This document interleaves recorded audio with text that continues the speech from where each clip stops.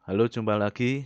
Di materi kali ini kita akan membahas mengenai apa itu yang dinamakan chart of account atau seringkali disebut COA. Dan apa hubungannya dengan akuntansi? Yuk kita langsung saja.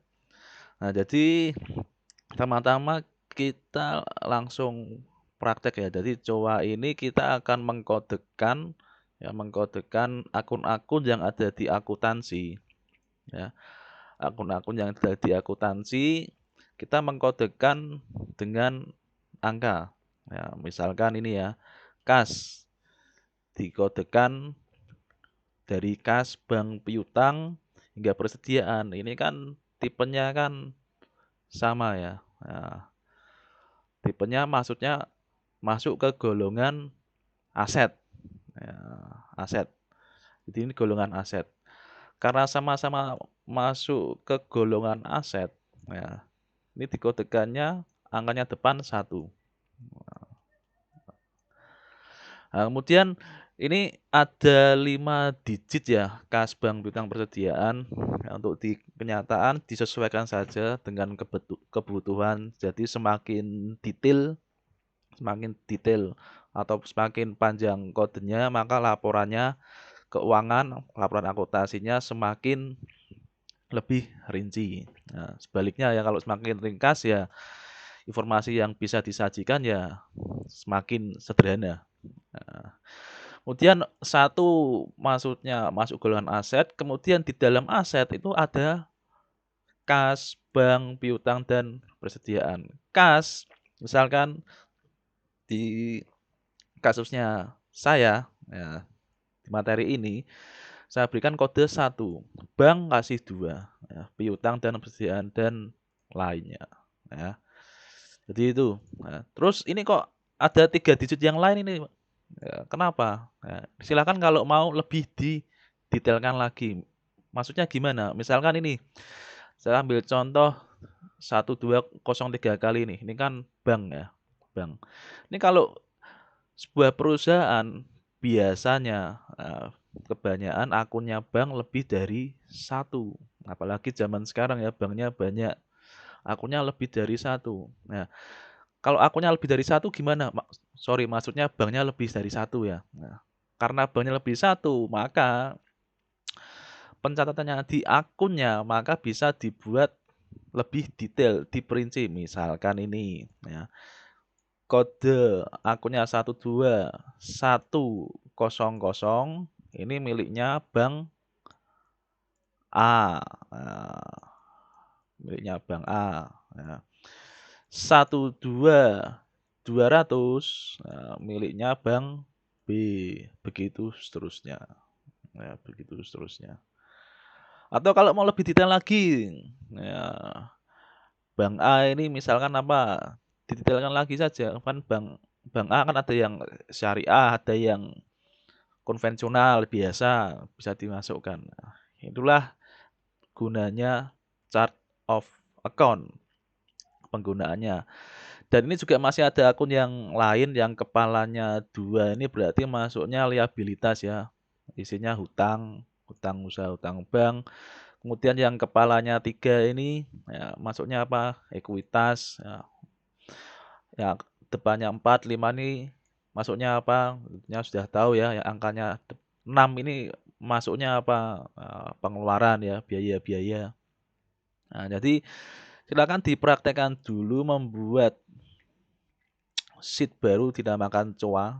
Nah, kemudian set dengan contoh seperti ini, ada kode nama akun, tipe debit, dan kredit daftar akunnya. Oke, mungkin bisa di-pause dulu, supaya bisa mempraktekkan. Eee, ini pakainya Excel ya kita ya. Dan kalau udah kita bisa membuat lagi sheet baru dinamakan kontrol, namanya kontrol ya. Kontrol ini isinya apa? Jadi di sheet kontrol ini kita ingin memberi keterangan. Maksudnya gimana? Jadi misalkan ya ada kas, bank, piutang, persediaan, ini ada kolom saldo normal. Aset, kas, bank, piutang, persediaan, itu saldo normalnya adalah debit. Maksudnya gimana? Ini pertemuan awal ya. Jadi kas atau aset bertambah di kolom debit ya. Saldo normalnya debit, berkurangnya di kolom kredit. Makanya ini saya tulisnya debit ya, karena saldo normalnya debit. Nah, kemudian hutang, nah, liabilitas, saldo normalnya apa? Kredit, jelas ya. Kemudian model pendapatan ya, masuknya sorry ini biar lebih gampang ya, lebih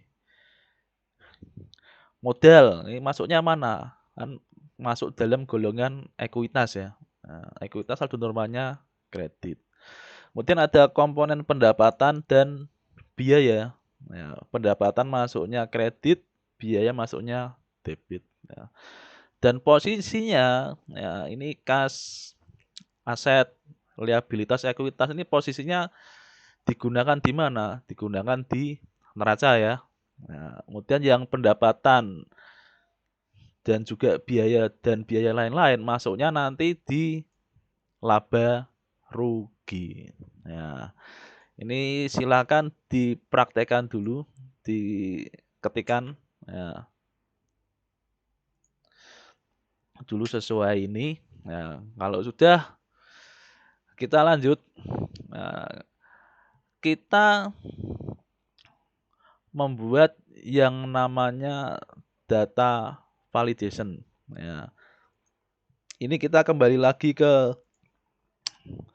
sheet ini ya, sheet COA. Nah, ini kan ada daftar akun. Nah, kita kembali ke sheet COA. Nah, silakan kursornya diarahkan ke sebelahnya kas. Ini yang saya kotak merah ini koordinatnya di D4. Nah, di D4. Ini ya, D4 ini. Nah, yang saya kotak merah ini D4. Alias sebelahnya tipe. Setelah ditaruh di sini, kemudian bisa klik di data. Nah, diklik di data. Ya, data. Kemudian pilih ini. Kalau di Excel versi saya, ini ada sebelahnya text to column. Ya, ini ada kalau diklik, ini ada combo box. Kalau diklik combo box itu apa ya? Kalau ada tombol diklik keluar menu banyak, ya, seperti itu. Seperti ini ya. Nanti diklik keluar link menu data validation. Ya, ini apa nih? Diklik aja. Ya, keterangannya pick from a list. Jadi nanti kita membuat list dari data validation ini ya. Sudah diklik. Nah, kemudian keluar menu seperti ini ya. Nah, defaultnya seperti yang kiri ini, defaultnya allow any value. Nah, ini akan kita ubah nih. Kita ubah dari yang sebelumnya any value, kita ubah ke list. Nah, ke list. Kemudian source-nya, source-nya kita pilih, kita isi sheet control. Nah, sheet control tanda seru, ya. Kemudian $B, B4. Dolar maksudnya absolut ya. Dari sel ya, B4 hingga B14. Nah, ketikkan aja nih. Dari sheet control. Jadi ini maksudnya gimana? Jadi kita nanti goalnya akan membuat kalau di tipe ini diklik, nanti keluar list drop down. Nah, yang isinya data dari sheet control. Nah, kontrol isinya apa? Ini. Keluarnya menu ini.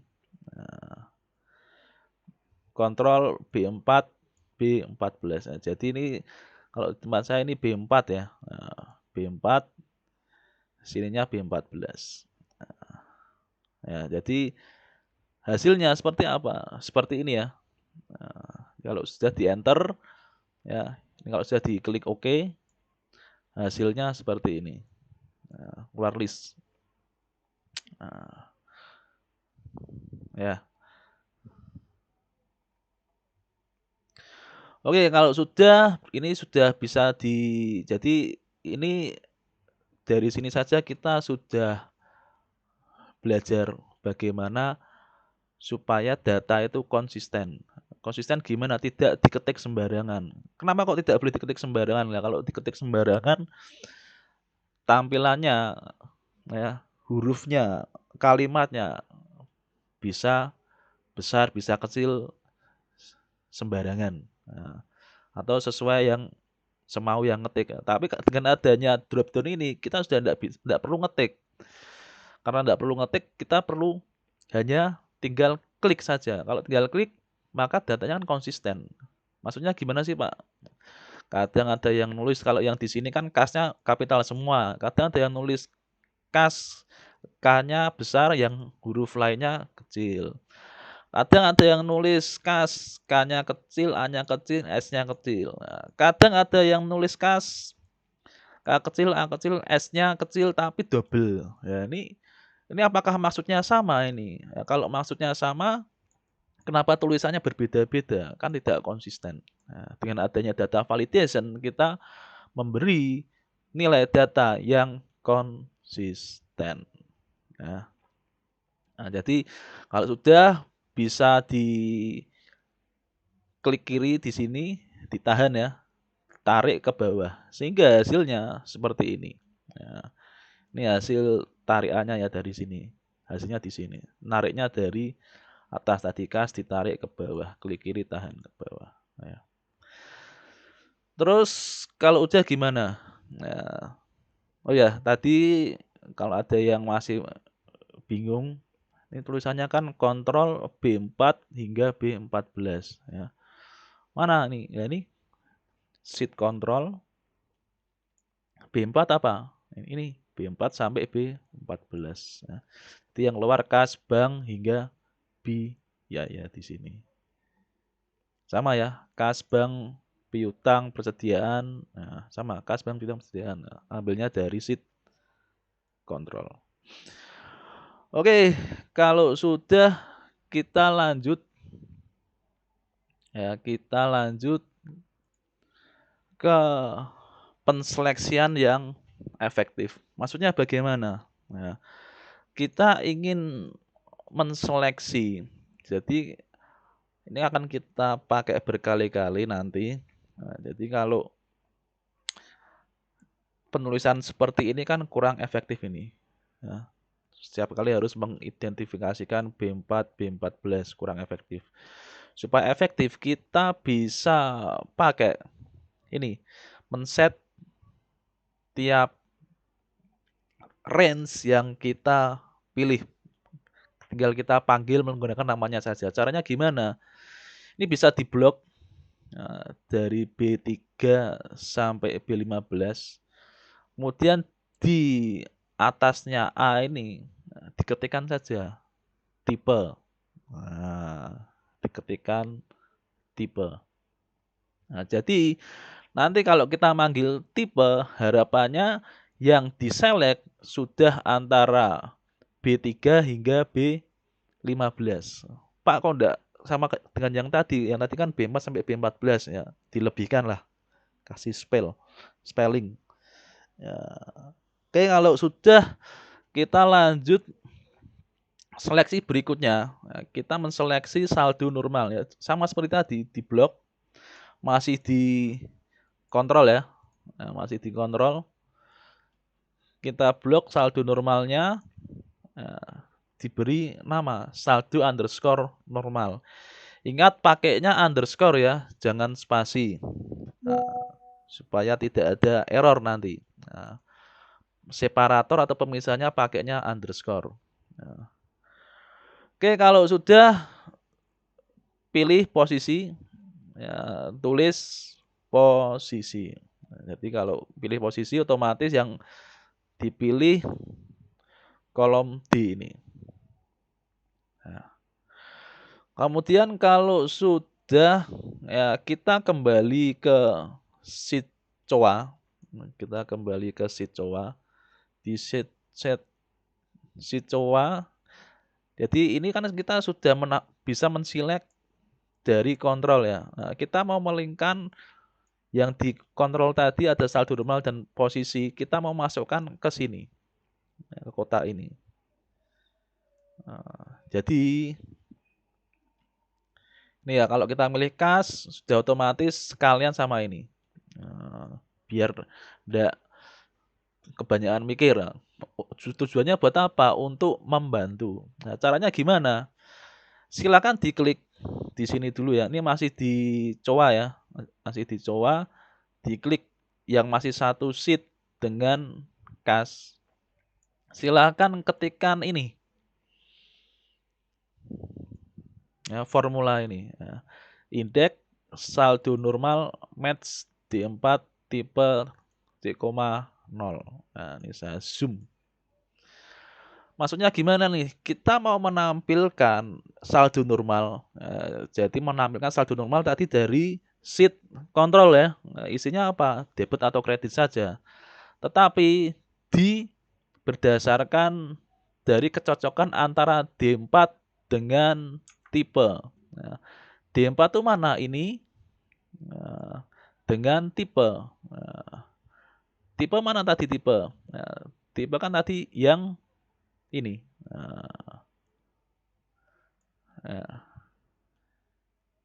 D4 dengan tipe.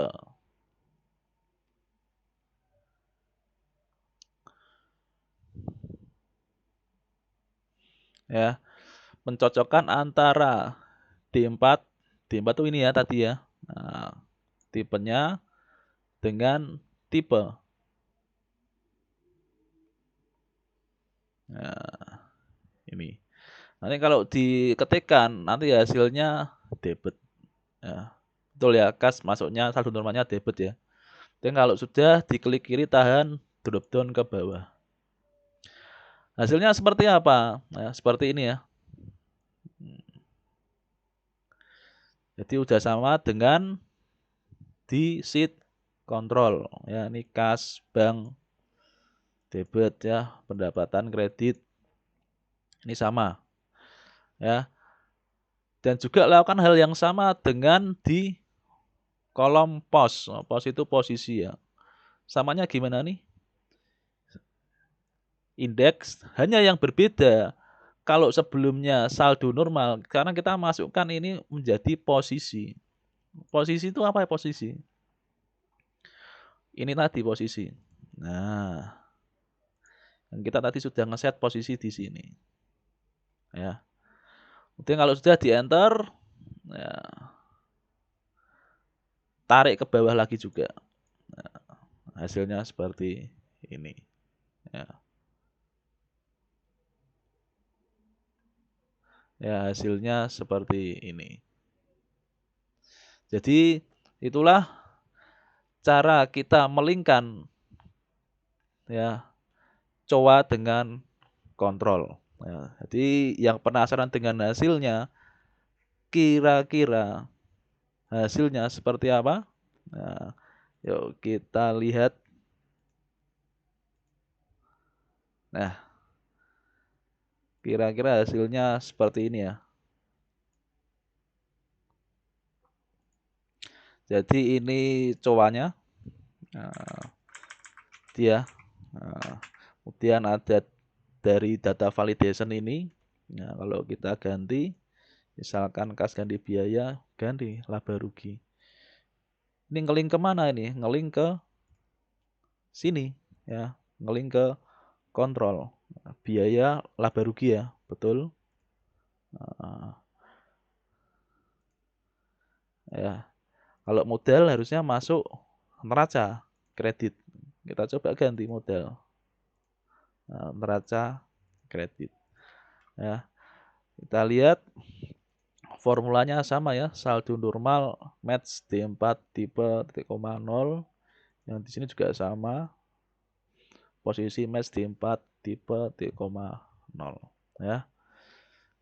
Jadi itu Ya, kita sudah membuat coa dan kontrol. Nah, ya, kontrol ndak kita apa-apakan karena ini jadi sumbernya. Ya, jadi kita ndak perlu pusing-pusing ngapalin ini aset ini masuknya apa ya, ndak, ya dasarnya memang perlu tapi, kita bisa membantu orang yang mungkin ndak punya pengetahuan akuntansi, bisa belajar dengan cepat menggunakan cara ini ya. Oke gitu saja materi kali ini, kurang lebihnya mohon maaf dan jangan lupa untuk happy coding.